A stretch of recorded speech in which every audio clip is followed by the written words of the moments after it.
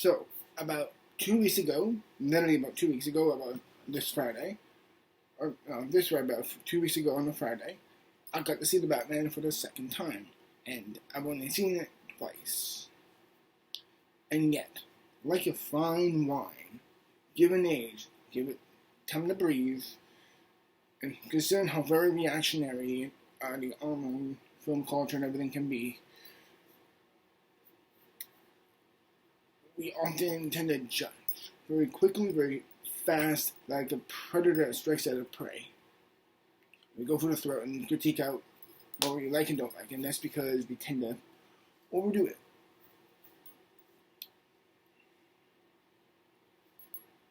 So with any retrospective, any growth and an understanding of how I kind of approach my reviews on this channel, I know I tend to overhype and or over cheer these, but I want to truly and sincerely say this 100% clearly.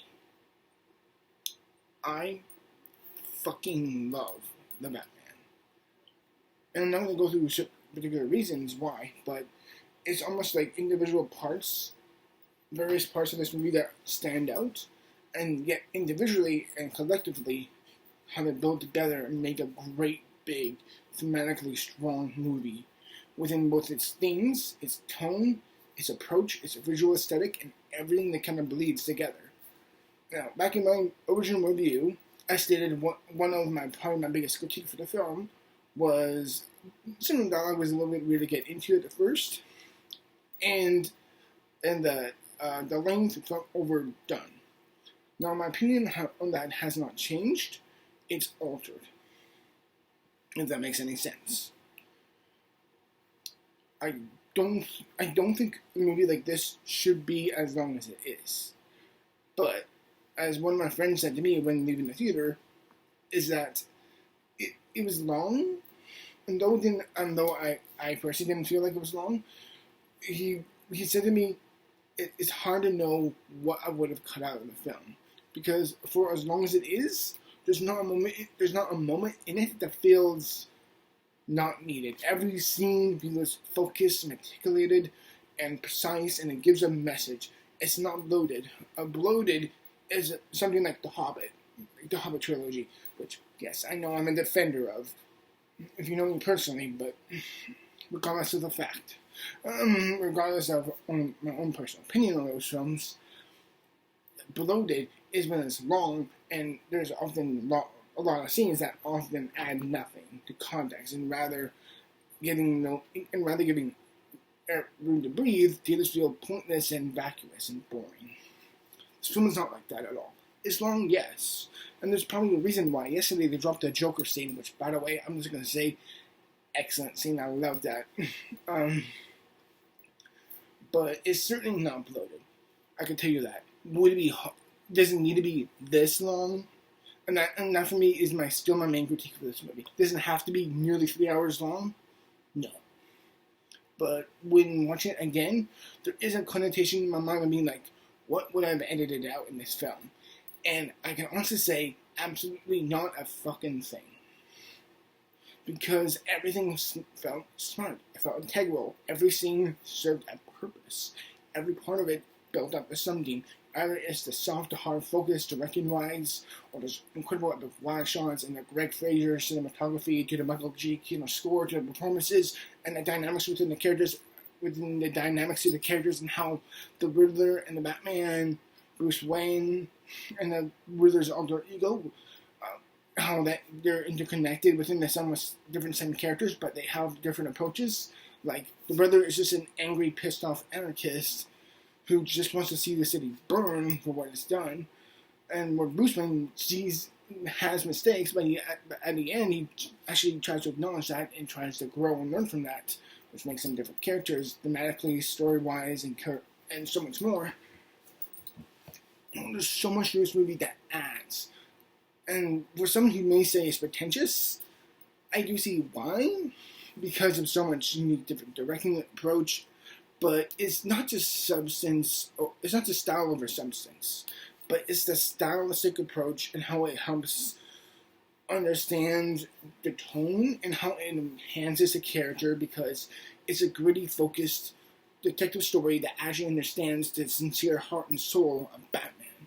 If you also that understand the heart and soul of Batman, in which helps him understand how deeply upset and lonely and scared that he is. But what I love, like myself, right now with my own life, is that though he has done a lot of wrong, there's always a sense of redemption. There's always a sense of you can make it better. You can change, and he accepts that. And he tends to grow from there because he wants to see Gotham, like him, grow from his mistakes. Especially at the end with one of the criminals saying, he's like, who are you? And he says, I am vengeance. Showing that Batman's own reign and what he's done has not only helped benefit him, but also helped benefit the people, the internet mob that is on the brother's side, and how that has gone into effect. How much his his own positive traits have gone out there and how it shaped him, but also altered his others. It's kind of like in Civil War. It's like, don't you think us doing this would bring an actual swing around with villains who will come out of the darkness? Of course it will. You don't think without us here that they would just happen to do so as well? It's like this yin and yang effect, right? And I love the undertones of that, and how so much of the craftsmanship actually went hand in hand with the storytelling, and the mood, and the tone, and the character, because it actually felt realistic. But it wasn't just realistic for the sake of being realistic. It understood that Batman was always a detective, and no film before has ever done it properly. And that's the key. Batman was always a detective, but Tim Burton and Joel Schumacher and Nolan forgot. Although there's moments in each film that does moment where it's like, oh yeah, you see the detective work there, but it doesn't go fully head underwater with it. This movie knows its tone, and it does it superbly well. And a lot of people will look at me and say, look, you're overhyping this, you're coming across like an overhyped fanboy.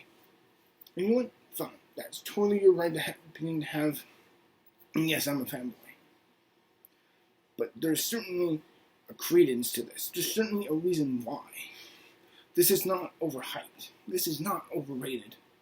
The Batman, either you like it or not, and that's fine. That's totally willing to have. You can always have your own opinions, and that's true. There's one thing to never deny about this movie. The Batman 2022 is special. The craftsmanship, the beauty of the framing and cinematography, the subtleties of Robert Pattinson's Batman. Everything just kind of clicks together like one little part on a call that complements to another, and yet fits as a collective whole. It just kind of enhances everything. And I cannot stress to you, or anyone who's watching this, or anyone who has watched other videos saying that this movie is a masterpiece and why it's perfect and everything. I cannot but fall in line with those people, but yes, I understand why someone would watch it. It's weird for someone to watch it once and be like, I don't love it, and that's that. And I'm not saying you have to give this movie a second chance, but this movie grows and enhances from the second viewing. A lot of people gonna watch this and be like, this is too weird. This doesn't feel like the Batman we traditionally know, but it's not, because this Batman in his second year and is still prone to making mistakes, and yet the villains are always just on a constant feud with him, and how they're always apparently going, and how he says, I've been up all night with a contact lens that records everything of how obsessive and compulsive he has become. It's a collective whole of how everything kind of adds up, and everything is at a 10 out of 10. Again, as I said, I don't want to overhype it, but the hype is real. The Batman is nothing short of a superb comic book adaptation and an excellent Batman movie. It might be a little overly, it tends to have a bit too much on a length level, but it's also hard to imagine what to actually cut out, as I said before earlier in this video. It's hard to understand for what to cut out or how to simplify something else in the storyline, especially with such a long movie, but it's also on a structural level very tight, very focused. And there's so much to enjoy. And even when I saw for the second time and I saw certain things coming, they made more sense in context. It's like, oh yeah, I understand now how the Riddler would affect with this. And even with my mind ongoing, a little bit more aware of what's going on, and seeing more of the problems at times, it always enhanced the context, the tone, and the approach of what Matt Reeves' grounded, fear-based approach to Batman and the story, and how it really built overall. And nothing short of that, for me at least. It really blew my socks off. And though it may not be as much a mind-blowing experience as it was for the first time, where I was totally terrified of every moment of the Riddler, where the second time it just didn't have the same impact, it still added a context of the the dynamic and the psychosis of the Riddler, especially with the Penguin and other characters, and how the Batman and Catwoman have a great dynamic between those two, between them. I mean,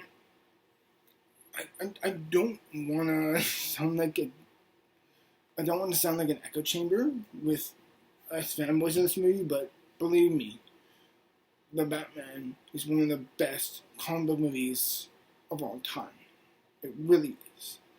And for me personally, I get to say that The Batman sits comfortably for me at the same degree as I love something like the first Iron Man movie, or Infinity War, and The Dark Knight, and other comic book movies that are just like and Spider-Man Far From Spider-Man Into the Spider-Verse, and the other great comic book movies of all time, in my opinion. It's one of the greats. It really is, and it earns its traits. It's not overrated. Believe me, it's not none of that. All I can say to anyone who hasn't seen it yet is just watch it. And this video, for me, is just another good reason for why I believe this year's The Batman is undeniably the best movie of the year I've seen already, but also why it's one of the new defining greats. And in certain ways, it tops The Dark Knight. And as I said, in certain ways, it outdoes the GOAT of the GOAT standard for comic book movies within 2008's Dark Knight. Do I think it is as whole as The Dark Knight? Or as tight of a plot as that one? Not really, but I need to give it some more time to really let it sit or simmer and compare. As of this exact moment, I'm going to slightly put it above The Dark Knight, just as a pure Batman piece of film. It's more in line of a Batman and a Taxi Driver and a Chinatown than Christopher Nolan's, Batman movies that are set in Chicago. And that's what it is. And that's what makes this year's Batman such a stellar, well-rounded, impactful, and deepening movie. And what I love about him is that Batman, especially for today's modern culture where everything is kind of always chaotic and everything, he's, I won't say cathartic, but he actually gives me a sense of hope, considering how grim and how focused and how vigilant he is. There's still a reason why he's one of the great comic book characters of all time. And that is why I adore the Batman.